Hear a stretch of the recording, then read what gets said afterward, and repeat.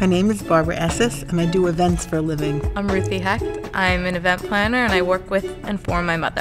We're going to teach you the do's and don'ts for the perfect wedding.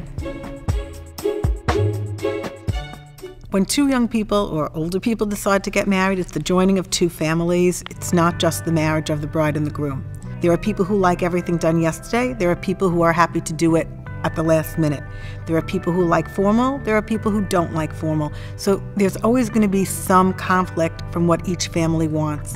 If the bride and groom can have good communication skills with each other, if the bride makes a lot of overtures to be friendly with the groom's mother, as the groom makes overtures to be friendly with the bride's family, then these things can be done in a more simple manner.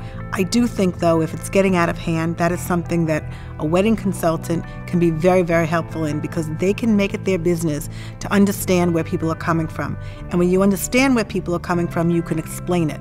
And when you're in the midst of making an event like this, which is somewhat stressful, sometimes you don't see the forest for the trees, but an objective person from the outside can be extremely helpful in joining two families, so at the end of the day, when the wedding is over, the two families remain really good friends. I always say that if people could make a wedding 5 years after they were married, then everybody would understand each other and there wouldn't be any of the conflicts that take place when you're deciding to serve steak or chicken.